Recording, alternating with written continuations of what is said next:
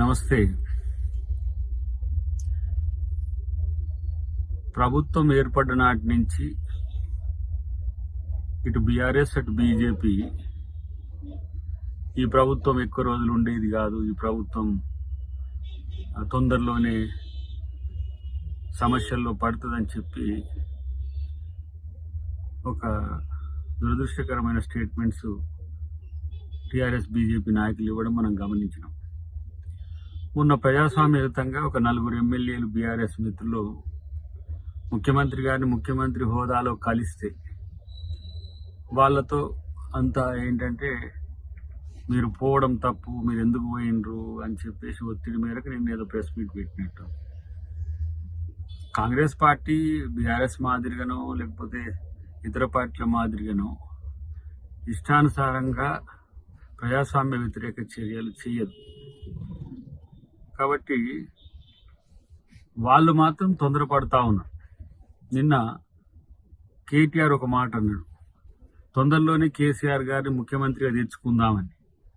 ఏంది బజార్లో కొట్లో దొరికే దుకాణంలో దొరికే వస్తువు అయింది ముఖ్యమంత్రి అనేది. ప్రజలు ఎన్నుకుంటే ప్రజాస్వామ్యంలో ప్రజల ఆశీర్వాదంతో వచ్చే పదవి అది. తొందరలో తెచ్చుకుందామనే చర్చ ఇవాళ కేటీఆర్ తీసుకురావడం దేనికి సంకేతం? అవినీతి అక్రమాలు బయట పెడతామంటేనేమో ప్రభుత్వం కక్ష సాధింపు అంటారు. ఒకవైపు కాళేశ్వరం కుంగిపోవడము లేకపోతే ఇతరత్ర అంశాల్లో ఇలా బయటపడుతున్న అక్రమాల గురించి చర్చ చేస్తేనేమో అవి ప్రభుత్వం కక్ష సాధింపులు అంటారు. చేసే తప్పుడు పని చేస్తారు, నిర్ణయాలు తీసుకోవద్దు. మళ్ళీ 50 రోజులు దాటకముందే ప్రభుత్వం మళ్ళీ మేము తెచ్చుకుంటామని ప్రగల్భాలు పలుకుతున్నారు. అదే కనుక చేస్తే మరి తుమ్మల గారు చేసిన స్టేట్మెంట్ కరెక్ట్ కాకుండా అయిపోతా? ఆ స్థాయి దమ్ము, ఆ స్థాయి శక్తి ముఖ్యమంత్రి గారికి లేదా, కాంగ్రెస్ ప్రభుత్వానికి లేదా?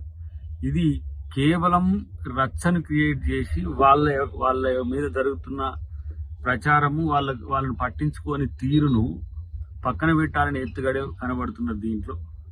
కాబట్టి ఏది ఏమైనా ప్రభుత్వం చేసే పని ప్రభుత్వం చేస్తూనే ఉంటుంది. ఎలాంటి ప్రజా వ్యతిరేక లేదంటే ప్రభుత్వ వ్యతిరేక చర్యలు లేకపోతే ప్రభుత్వ వ్యతిరేక స్టేట్మెంట్స్ ఇస్తే దానికి ప్రతిగా డెఫినెట్గా కార్యాచరణ తీసుకోవడానికి కూడా ప్రభుత్వం వెనుకడిగేది. ఎందుకంటే ఇవన్నీ కూడా అసహనపు వ్యాఖ్యలుగా కాంగ్రెస్ పార్టీ భావిస్తున్నది.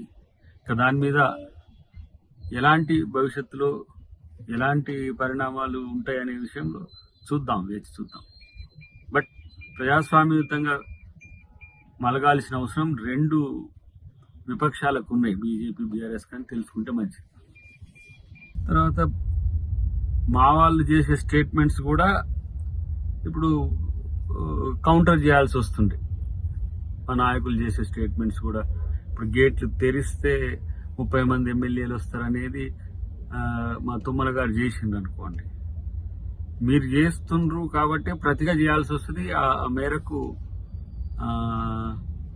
సమాచారం ఉండవచ్చు. బట్ ఎందుకు సంయమనంతో ఉంటున్నాం, ఎందుకు ఇలా ప్రజాస్వామ్యయుతంగా ప్రభుత్వం తర్వాత ప్రతిపక్షాలు ఉండాలని కోరుకుంటున్నామో అది అర్థం చేసుకుంటే మంచిది.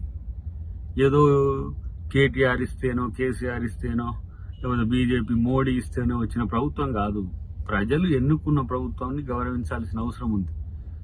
గతంలో రాజాసింగ్ కడియం శ్రీహర్ గారు మాట్లాడిన స్టేట్మెంట్స్ కూడా మీరు చూసిండ్రు.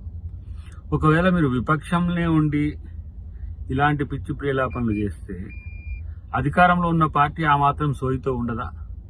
ఆ ఇంగితం మర్చిపోయి స్టేట్మెంట్స్ ఇస్తున్నారా? తొందరలోనే తెచ్చుకుందాం కేసీఆర్ ముఖ్యమంత్రిగా, అదే అంగట్లో దొరికే సరుకు ముఖ్యమంత్రి అనుకుంటున్నాడు కేటీఆర్. ఒక అన్రెస్ట్తో ఉన్నాడు, ఒక అనవసరమైన చర్చ ఈ రాష్ట్రంలో తీసుకొస్తున్నాడు కేటీఆర్.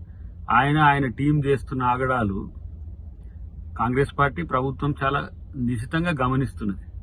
కాబట్టి కామెంట్స్ చేస్తే దాని ముందు వెనక ఆలోచించి చేస్తే మంచిది, ప్రతిగా ఉంటాయి.